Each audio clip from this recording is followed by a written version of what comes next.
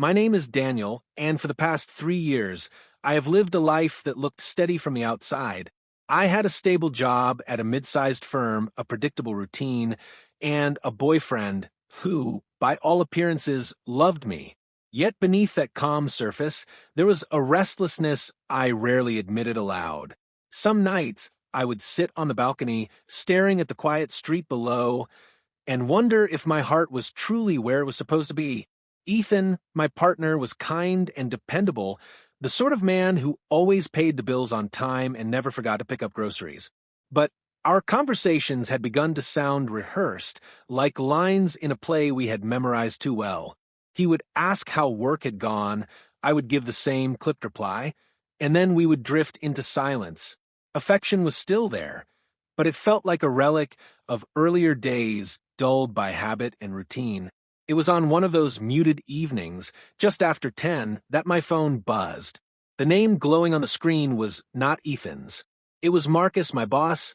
My first thought was that he had made a mistake. Overtime calls usually came from HR or the office manager, never directly from him. I answered, expecting some urgent request about files or deadlines. Daniel, Marcus said, his voice lower than usual, almost strained, "I need some help. Could you come by my place tonight? It's important." I hesitated. The phrasing was odd, too personal for what was supposed to be a professional request. Ethan looked up from the couch, raising an eyebrow. "Who's calling this late?" he asked. "It's Marcus," I replied, keeping my tone neutral. "He says he needs me." Ethan shrugged, already turning back to the muted television. "If it's work, then go. Just don't stay out all night." His indifference stung more than it should have. There was no protest, no sign of worry that I was being asked to leave at such an hour. In that moment, the distance between us felt wider than ever. After hanging up, I stood by the bedroom door debating. A rational voice inside me whispered that this was unprofessional, even suspicious. But another voice, louder, urged me toward curiosity. Marcus was a commanding presence at the office, confident, meticulous, never one to reveal much of his private life. The idea of stepping into his world, outside those sterile walls, carried a thrill I couldn't ignore. I slipped on a jacket and left, giving Ethan only a quick, "I'll be back soon." He didn't look away from the screen. The elevator ride down felt strangely weightless, as though I had stepped out of the boundaries of my own life. Marcus lived across town in a modern apartment complex, sleek glass and steel, rising above the quiet streets. When I arrived, the lobby was deserted, the air heavy with the faint scent of polish. His voice crackled through the intercom with a quick, "Come up," and moments later I was standing at his door. The first thing I noticed when it swung open was how different he looked. Gone was the sharp suit and commanding posture. Instead, he wore a simple black sweater, his hair slightly disheveled. His eyes lingered on mine longer than necessary, carrying an intensity one wasn't used to from him. "Thanks for coming," he said quietly, stepping aside to let me in. The apartment was elegant, but warm, dark wood floors, shelves lined with books, soft lighting that made the air feel more intimate than professional. It was not the sterile office environment I had always associated with him. Something about the space told me I was stepping into a side of Marcus no one at work ever saw. He poured me a glass of water without asking, setting it in front of me as though I belonged there. The gesture was small, but it unsettled me. I could feel the weight of his presence, heavier now that we were alone. I sat at the edge of the couch, unsure whether to ask what he needed or simply wait. He seemed equally hesitant, his hands brushing against each other, as if rehearsing words he couldn't quite say. That silence stretched between us, taut and charged. My mind raced through possibilities. Was this about work, or was something else unfolding? The longer I sat there, the clearer it became that tonight wasn't about overtime. I should have realized at the moment he called. Marcus remained standing, one hand pressed against the edge of the counter, as though anchoring himself. His usual authority had drained away, leaving something more fragile, almost hesitant. I had never seen him like this. At the office, he was precise and commanding, his words clipped like a man who knew time was money. Tonight, his voice carried weight of a different kind. I didn't call you for work, he admitted at last, his eyes fixed on the floor before lifting to meet mine. I needed company, and I couldn't think of anyone else. The word startled me more than I expected. Company. That was not a term Marcus ever used. I searched his face for irony, but there was none, just a quiet vulnerability. My chest tightened. I tried to deflect. You could have called a friend, or... I don't have many, he interrupted gently. Not the kind who'd come when I really needed someone. His honesty unsettled me. I had always admired his control, the certainty with which he carried himself. Now, stripped of that mask, he seemed human in a way that drew me in. I sat back, aware of the warmth rising in my chest. He poured 2 glasses of wine, sliding one toward me.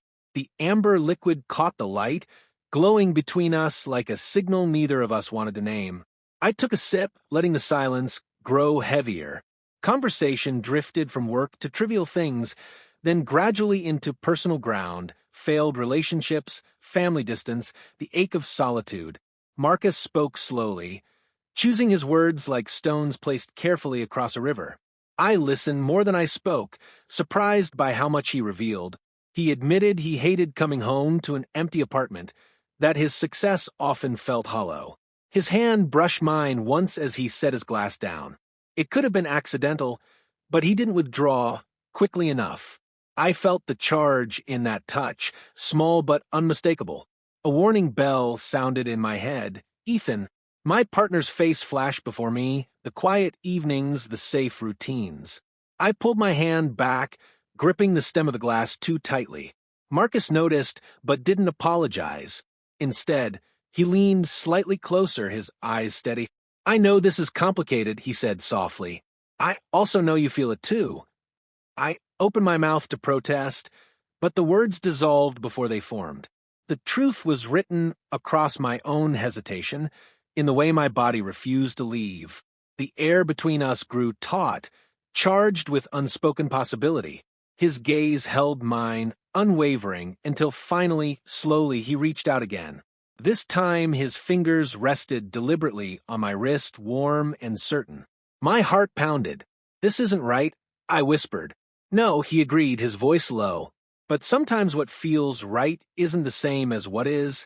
The kiss came quietly without announcement. One moment the space still held distance, and the next his lips were on mine, firm, searching, tentative yet urgent. For an instant I froze, torn between guilt and desire, but then something inside me gave way.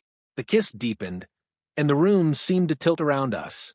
When we finally pulled apart, breathless, I stared at him, searching for regret. Instead, I found only relief in his expression, as though he had been holding that longing back for far too long. I should have left then. That would have been the sensible thing, the loyal thing, the right thing, but I stayed. My body betrayed my conscience. Every glance, every brush of his hand, every word unspoken pulled me further across a line I swore I would never cross. We moved from the couch to the quiet shadows of his apartment, the night folding around us like a secret. Words ceased to matter, touches replaced them. My thoughts were split, half tangled in guilt, half surrendered to a current stronger than reason. Ethan's name lingered at the edge of my mind, but Marcus's closeness drowned it out. By the time silence returned, it was no longer the silence of tension, but of aftermath. The city outside carried on as if nothing had changed, but inside Marcus's apartment, everything had. I sat on the edge of the bed, staring at the floor, my chest heavy with both exhilaration and dread. Marcus reached for my hand, his touch gentle.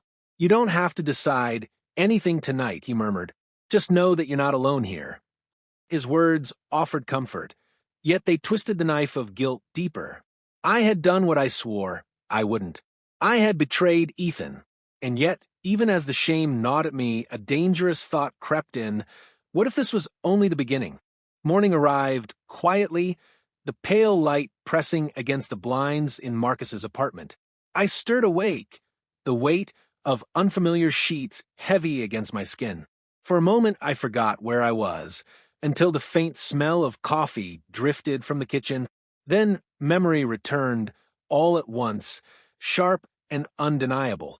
Marcus appeared in the doorway, holding 2 mugs.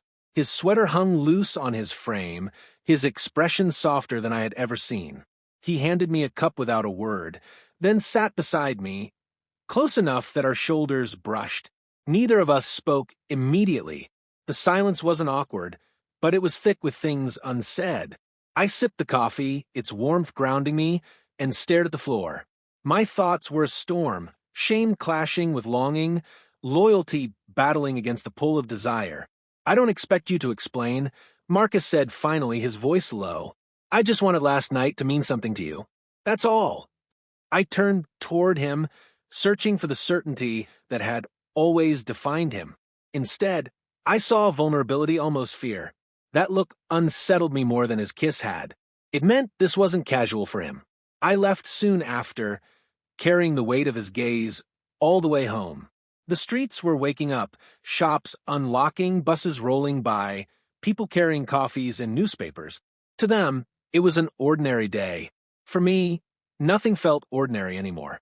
When I walked through the door, Ethan was in the kitchen, half-dressed for work, humming softly as he buttered toast.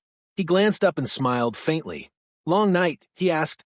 I forced a nod, setting my bag down. His eyes didn't linger.